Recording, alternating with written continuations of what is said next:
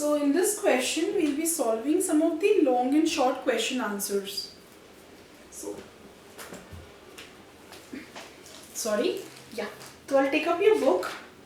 So we are on page number 56 part B which says short or long question answers. इसमें से कुछ अच्छे question तो जो हम सॉल्व करेंगे, बाकी तो डेफिनेशन वगैरह मैंने आपको पढ़ा ही दिया है. ठीक है. So come to question number 4. State the effect of force F in each of the following diagrams. तो जो पहला डायग्राम है A, उसमें क्या है? ये एक बॉल है, ठीक है, और यहां पर हम इस पे फोर्स लगा रहे हैं. ठीक है. तो बॉल पे जैसे आप फोर्स लगाओगे और आप एकदम देखो इसके सेंटर ऑफ ग्रेविटी का जो पॉइंट है ना, वहां से फोर्स पास करके जा रहा है, तो नॉर्मल पुश और पुल मोशन में होगा.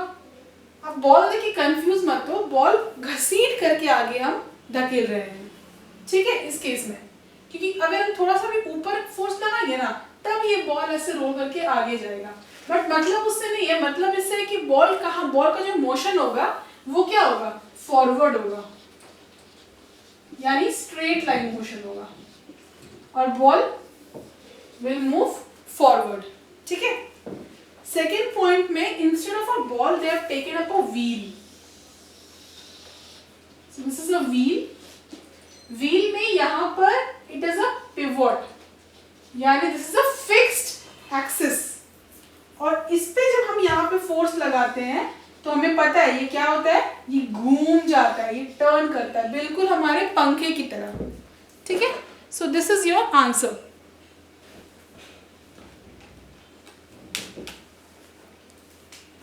We'll take up the next question now. So we'll take up question number 8. Okay. So question number 8 says there is a figure in which a force is applied in the direction passing through the pivoted point. ये question देखना, it's a very good question. You will get to learn a lot in this question. तो ये एक wheel या एक ball कुछ भी है और यहाँ पे एक पिवट लगा दिया हम लोगों ने O. ठीक है. अब यहाँ पर हमें फोर्स अप्लाई कर रहे हैं. देखो यहाँ पे जब हम यहाँ पे फोर्स अप्लाई कर रहे थे ना, तो क्या हो रहा था, ये मेरा फोर्स का डायरेक्शन है, फोर्स का डायरेक्शन है, और इससे जो परपेंडिकुलर डिस्टेंस होता है, मान लो कि ये D है, थोड़ी देर के लिए मान लो, तो मेरा जो मोमेंट जनरेट होता है वो क्या होता है, F इंटू D है ना. तो इस केस में क्या हो रहा है, F है, मैं कुछ फोर्स अप्लाई कर रही हूँ और यहाँ से क्या है, कुछ डिस्टेंस भी है, ये है, तो मोमेंट क्या होगा, प्रोड्यूस होगा. मोमेंट प्रोड्यूस होगा तो क्या होगा, बॉल टर्न करेगा, है ना. बहुत सिंपल है. इस केस में क्या है, हम लोग इस लाइन पे फोर्स अप्लाई कर रहे हैं.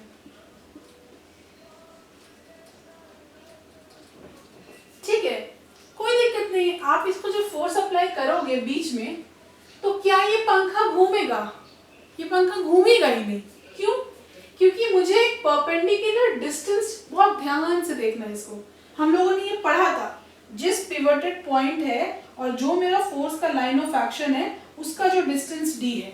अब अगर ये O होता और F यहाँ लगता तो हम कहते ना कि ये वाला D लेते. अगर हम रिम में फोर्स लगाते तो हम ये वाला D डिस्टेंस लेते ना, लेकिन अभी यहाँ पे ये D डिस्टेंस कितना है, 0 है D. तो मोमेंट क्या होता है, F इंटू D. F तो है मेरे पास, लेकिन D क्या है, 0. Anything into 0 gives 0. तो मोमेंट 0 है तो क्या वो घूमेगा? नहीं. So this is the answer.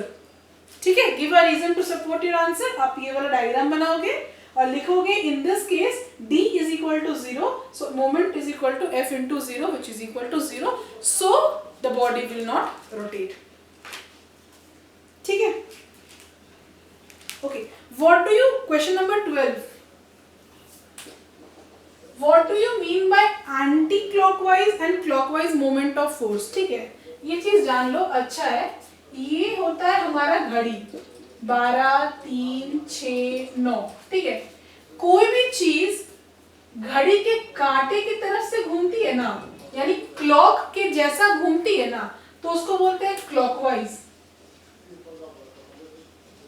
ठीक है, सो लेट्स से ये व्हील है और ये व्हील ऐसे घूम रही है, तो मैं बोलूंगी कि व्हील क्लॉकवाइज घूम रही है। ठीक है, और अगर ये घड़ी के ठीक उल्टा घूम रही है, ये जो व्हील है मेरे पास, तो ये 6 से 3, 3 से 9 ऐसे जा रही है, तो हम बोलेंगे कि ये घड़ी का ठीक उल्टा फॉलो कर रही है, तो क्लॉक के ठीक एंटी है, ऑपोजिट है, तो इसको बोलेंगे anti clockwise movement. Bye convention, जैसे हम क्या करते हैं, एक प्लस एक माइनस मानते हैं, नॉर्थ पोल एक साउथ पोल मानते हैं, तो बाय कन्वेंशन एंटी क्लॉकवाइज को हम लोग पॉजिटिव मानते हैं और घड़ी जैसा यानी क्लॉकवाइज को हम नेगेटिव मानते हैं। So this answers your question number 12। ठीक है,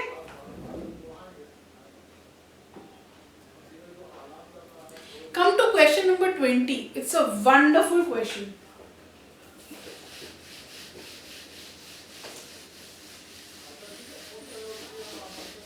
So question number 20 gives you two different cases.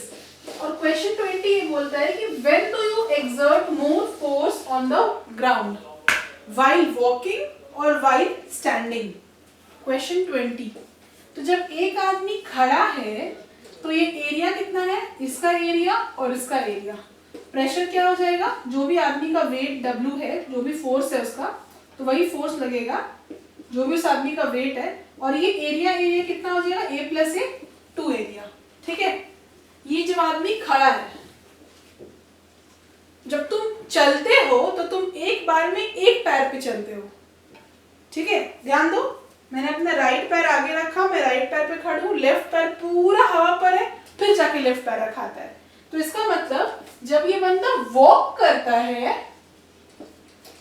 तो उसका एक पैर जमीन पे होता है और एक पैर हवा पर होता है।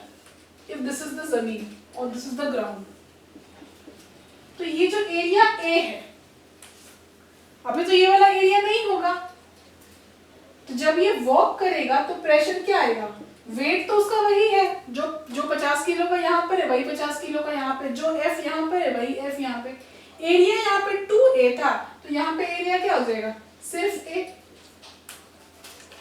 ठीक है, तो इसमें क्या है, देखो प्रेशर जो है, डिनोमिनेटर क्या है, बड़ा है, तो प्रेशर इस केस में क्या होगा, कम लगेगा, क्योंकि एरिया क्या है, ज्यादा। पढ़ाया था ना हमने, न्यूमरेटर बढ़ाएंगे तो न्यूमरेटर बढ़ेगा, डिनोमिनेटर बढ़ाएंगे तो न्यूमरेटर घटेगा, तो डिनोमिनेटर यानी एरिया बढ़ा दिया तो प्रेशर क्या होगा, घटेगा।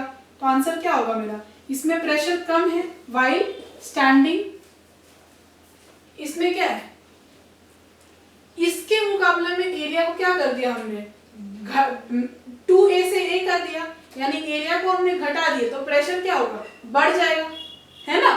तो व्हाइल वॉकिंग प्रेशर क्या होगा मेरा, ज्यादा होगा। थोड़ा सा विजुअलाइज करो, सब लोग अपने अपने रूम पे एक टांग पे खड़े होकर देखो, 2 टांग पे खड़े होकर देखो, एंड अंडरस्टैंड द प्रोसेस, खुद वॉक करके देखो। ठीक है, so here area is more so pressure is less, here area is less so pressure is more. It was a very good question, a very thoughtful question. लोग generally कर देते हैं pressure remains the same, ऐसा नहीं करते। ठीक है, pressure बहुत चेंज कर जाता है।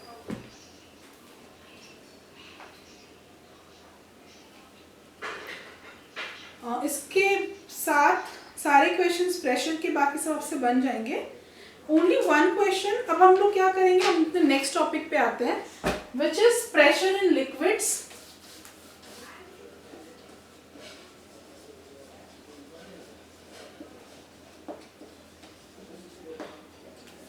और इसके साथ हम लोग अब एटमॉस्फेरिक प्रेशर पर बात करेंगे।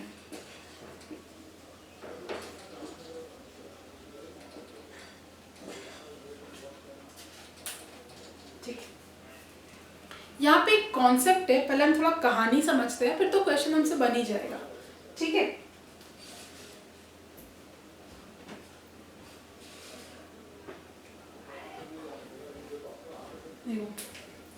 अभी हम लोग सब किस में खड़े हैं, हम लोग सब अर्थ में खड़े हैं। चलो तुमको बनाते हैं, तो ये तुम हो, ये अर्थ है पूरा। ठीक है,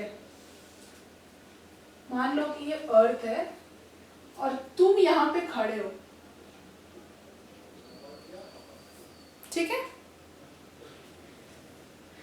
अभी अर्थ के ऊपर क्या होता है, हम लोग पढ़े हैं बचपन से, एटमॉस्फेयर होता है, तो यहाँ तक ट्रोपोस्फियर होगा, फिर कुछ स्ट्रेटोस्फियर करके होता है 50 किलोमीटर तक, फिर मेसोस्फियर होता है, फिर आयोनोस्फियर या फिर एक्सोस्फियर होता है। सो बेसिकली यहाँ से लेकर के अगले 1000 किलोमीटर 2000 किलोमीटर तक तुम्हारे ऊपर क्या है, एयर है। बच्चा ले कर दो, बच्चा कर दो।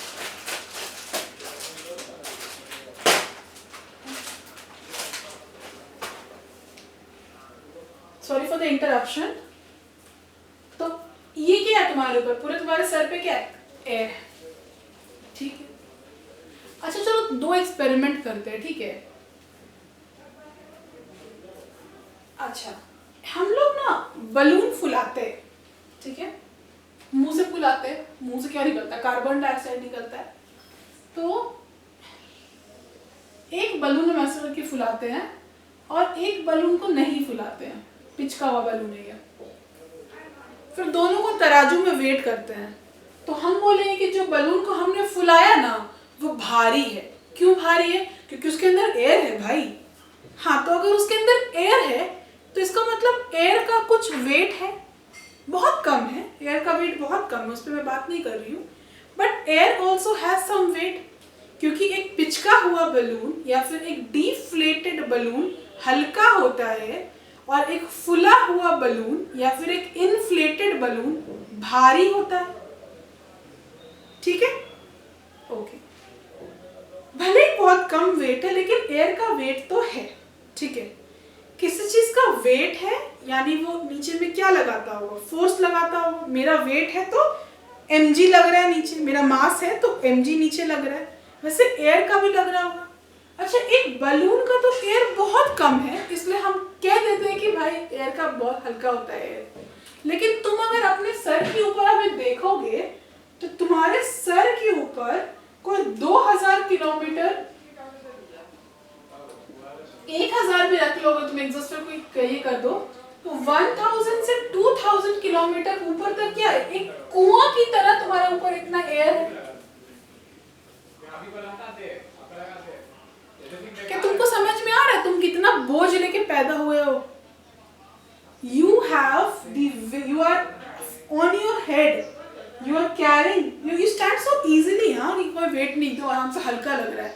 But if you see it from physics perspective, you are standing with the load of a column of air above your head. सोचो कितना भारी होगा ये। अच्छा, इसका कुछ वेट भी होगा W, और ये कहाँ पड़ रहा है, ये तुम्हारे सर के ऊपर पड़ रहा है, तो तुम्हारे सर का भी एक एरिया होता है ना। या फिर अगर तुम्हारा सर के बारे में बात ना भी करें तो जमीन का इतना बड़ा हिस्सा के ऊपर भी तो ये पड़ ही रहा है ना। अगर तुम यहाँ से हट भी जाते हो तो जमीन के इतने बड़े हिस्सा के ऊपर इतना एयर का वेट पड़ ही रहा है ना, तो कुछ प्रेशर भी तो एक्सर्ट करेगा ना। अच्छा, प्रेशर किसकी वजह से हुआ है, एटमॉस्फेयर का इस हिस्सा की वजह से प्रेशर एक्सर्ट हुआ है, तो इस प्रेशर को क्या बोलेंगे, एटमॉस्फेरिक प्रेशर बोलेंगे। वीडियो को पॉज करो फिर से सुनो कि एटमॉस्फेरिक प्रेशर क्या होता है। छोटा सा अर्थ का हिस्सा यानी मेरा सर के ऊपर अगर वे कॉलम बना देंगे तो वो कॉलम का कुछ ना कुछ वेट होगा, जितना बड़ा एरिया हम लेंगे उसका एरिया होगा, तो वेट बाय एरिया करेंगे तो क्या आएगा, फोर्स बाय एरिया क्या मिलता है, प्रेशर। अच्छा, ये किसका वेट का बात कर रहे हैं, एटमॉस्फेयर का, तो प्रेशर भी किसका हुआ, एटमॉस्फेयर का, तो इसको बोलेंगे एटमॉस्फेरिक प्रेशर। और इसको क्या नाम देते हैं हम लोग, ATM। देखो इतना डिटेल में कोई नहीं पढ़ाएगा, इसलिए समझो अच्छे से, तो कल को बहुत दिक्कत होगा फिर, ठीक है, ओके। सिमिलरली अर्थ के हर हिस्से में हम एक ऐसा सा कॉलम बना सकते हैं, मतलब पूरे के पूरे अर्थ में अगर हम बात करें तो ये एटमॉस्फेरिक प्रेशर, क्योंकि अर्थ स्फीयर है और उस स्फीयर के चारों तरफ एटमॉस्फेयर है और अर्थ हर तरफ से एटमॉस्फेयर को अट्रैक्ट करके रखा है, अट्रैक्ट करे तभी ना, वरना हमारा एटमॉस्फेयर ऑक्सीजन नाइट्रोजन सब उड़ के चला जाएगा, ऐसा नहीं ना होता है। वो ग्रेविटी का अट्रैक्टेड रहता है ना। देखो भारी वाला जो गैस होता है ऑक्सीजन वो नीचे रहता है, ऊपर जाओ माउंट एवरेस्ट के पास तो तुमको उसमें सांस लेने में दिक्कत हुई कि ऑक्सीजन की कमी होती है वहाँ पर। So everything is been designed in that manner, ठीक है। अब एटमॉस्फेरिक प्रेशर का वैल्यू कितना होता है, तो वैल्यू में तुम थोड़ा जान लो। Come to page number 44 of your book, जहाँ पे यूनिट्स ऑफ प्रेशर था। मैंने कहा था कि मैं तुम्हें 76 मिलीमीटर ऑफ मर्करी और चीज समझाऊंगी, अब उसका टाइम आ गया है, ठीक है। उसका वैल्यू इसको बोलते हैं, इसका एक अपना यूनिट होता है ATM, और हम लोग जो हमारे जो ग्राउंड पे जो प्रेशर होता है ना वो होता कितना है 1 ATM। और इसका रिलेशनशिप अगर हम पास्कल में पूछे, क्योंकि पास्कल हमारा क्या है स्टैंडर्ड यूनिट है, न्यूटन पर मीटर स्क्वायर, तो इसका मतलब होता है 1.013 इंटू 10 का पावर 5 पास्कल, मतलब 1013 5 पे मल्टीप्लाई करना तो 1 2 3 4 5 00 पास्कल। यानी अगर तुम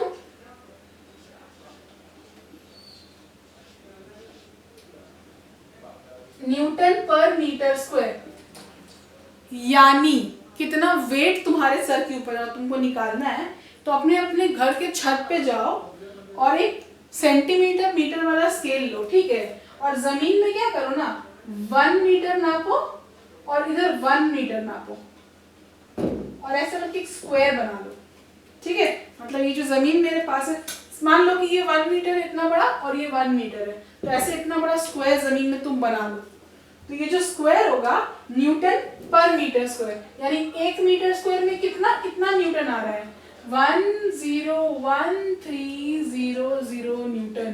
तो इतना बड़ा हिस्सा में इतना फोर्स हमको ऊपर से सर पे मारा जा रहा है। इसीलिए तो when I go to moon, वहां पे एटमॉस्फेयर का इतना लोड नहीं है, ऊपर से कोई प्रेशर नहीं दे रहा है। अगर हम जंप करते हैं तो हम 5 गुना ऊपर जंप कर सकते हैं, ठीक है, बिकॉज ये प्रेशर कम होता है वहां पर। थोड़ा सा और समझते हैं। 1 न्यूटन 10 न्यूटन बराबर कितना होता है 1 kgf। तो इसको kgf में अगर समझते हैं हम, kgf मतलब अगर मेरा वेट 50 किलो के हम हैं तो हम बोलेंगे 50 kgf है ना। तुम्हारा जितना वेट है 30 kg 40 kg वैसा वाला, तो kgf में समझते हैं तो कितना, इसको 10 से डिवाइड कर देंगे,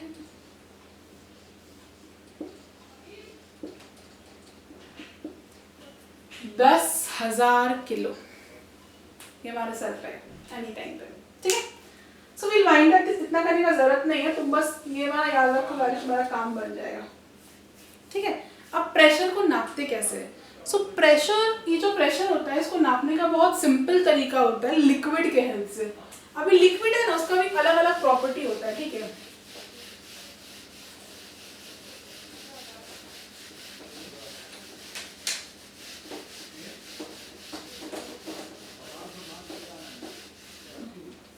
तुम लोगों ने, कितने लोगों ने दिवाली में दिए जलाए होंगे? सबने जलाए होंगे, मैंने भी जलाए। इसमें क्या होता है, ऐसा दिया होता है और दिया के ना अंदर में तेल होता है और एक विक होता है। विक मतलब एक कॉटन का ऐसे करके एक विक होता है बाहर में, और हम लोग यहाँ पर उसको जलाते हैं। देखो हम लोग कभी भी डायरेक्टली तेल में आग नहीं लगाते हैं, ठीक है, ये कॉटन में आग लगाते हैं। अब कॉटन का काम क्या होता है, कॉटन लिटरली मैं यूज करूंगी ये वर्ड, चूसता है यहाँ से, it sucks. So cotton kind of sucks, absorbs all the oil from here, और कॉटन क्या करता है ऊपर तक इसको पहुंचाता है। तो मेरे पास क्या होता है, यहाँ पे हमेशा ऑयल रहता है, वही ऑयल क्या होता है दिया में जलता है, ठीक है। ये प्रॉपर्टी सिर्फ इस ऑयल का नहीं है, ये प्रॉपर्टी हर एक लिक्विड का होता है। हर एक लिक्विड क्या करता है, अगर तुम उसको बहुत पतला पतला ट्यूब दोगे ना, वेरी नैरो ट्यूब्स, ठीक है, वेरी वेरी नैरो ट्यूब्स, तो वो क्या करता है, उसका टेंडेंसी होता है कि उस ट्यूब में वो ऊपर की तरफ चढ़ने लगे, ठीक है। ये क्यों होता है, ये लोग पढ़ेंगे आगे क्लास में, पहले इसको टेंडेंसी को समझो। तुमने इसको बायो में भी पढ़ा है, remember xylem phloem transportation of water and food. तो जाइलम क्या होता है, जाइलम में जाइलम फाइबर्स होते हैं, अगर तुमने पढ़ा होगा तो बायो थोड़ा थोड़ा, ऐसे जाइलम में जाइलम फाइबर्स होते हैं,